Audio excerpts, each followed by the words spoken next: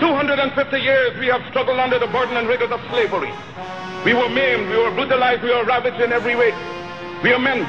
We have hopes, we have passions, we have feelings, we have desires just like any other race. The cry is raised all over the world of Canada for the Canadians, of America for the Americans, of England for the English, of France for the French, of Germany for the Germans. Do you think it unreasonable that we, the blacks of the world, should raise the cry of Africa for the Africans?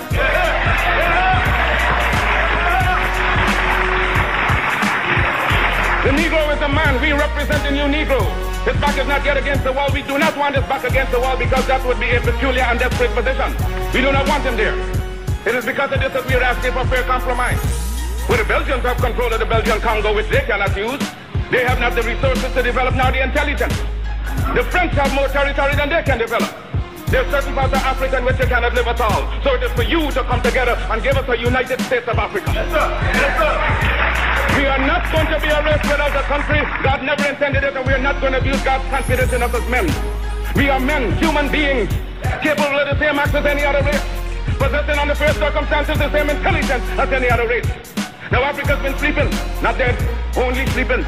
Today Africa is walking around not only on our feet, but on our brains. You can enslave us, was done for 300 years, the bodies of men. You can shackle the hands of men. You can shackle the feet of men. You can imprison the bodies of men, but you cannot shackle or imprison the minds of men.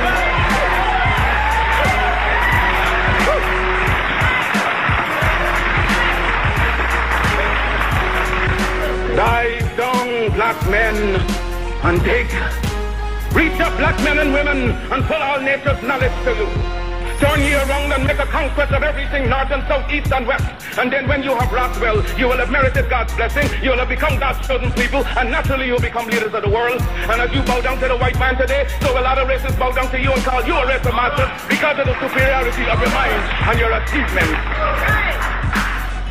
Because no race has the last word on culture and on civilization. They do not know what we are capable of. They do not know what we are thinking. They're thinking in terms of dreadnoughts, battleships, aeroplanes, submarines. You know what we're thinking about? That is our own private business.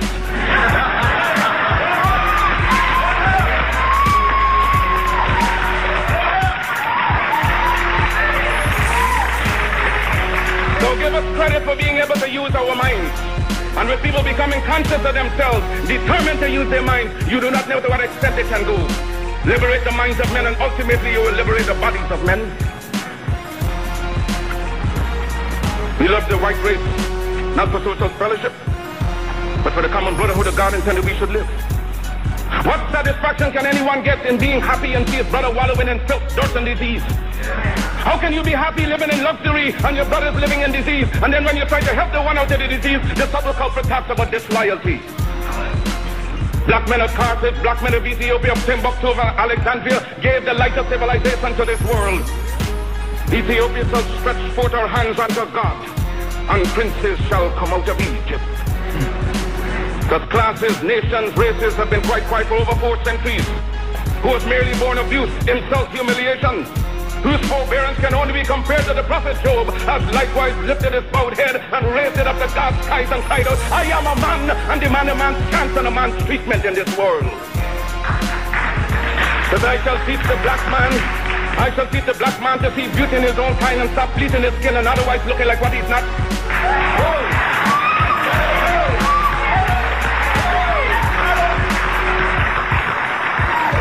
Back in the days of slavery, race mixture, miscegenation had occurred because the African woman had no protection from the slave master.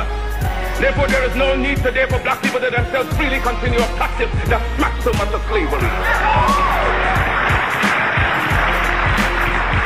Our critics say that the race problem will be solved through higher education, through better education, and black and white will come together. That day will never happen until Africa is redeemed. Because if those who like W.E.B. Du Bois believe that the race problem will be solved in America through higher education, they will walk between now and eternity and never see the problem solved.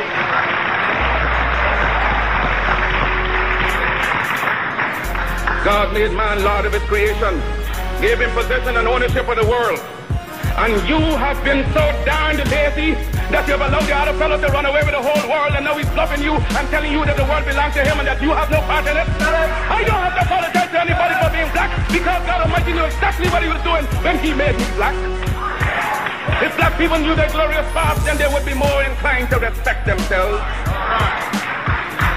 Yes, you heard of Johnny Walker Red and Black. Well, he had his adversities, but he's still going strong. Well, I intend with your help and God's grace to continue, because my work has only just begun. And future generations shall have in their hands the guide by which they shall know the sins of the 20th century. I know, and I know you too believe in time, but we shall wait patiently for 200 years if need be to face our enemies through our posterity. When my enemies are satisfied, in life I shall come back, or in death even to serve you as I serve before. In life I shall be the same, in death I shall be a terror to the foes of us.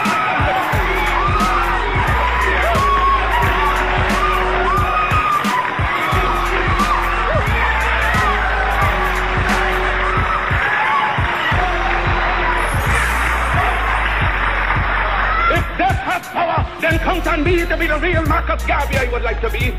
If I may come in an earthquake or a plague or a pestilence or as God would have me, then be assured that I shall never desert you and make your enemies triumph over you. Will I not go to hell a million times for you? If I die in Atlanta, my work will only just then begin. For I shall live in the physical or the spiritual to see the day of Africa's glory.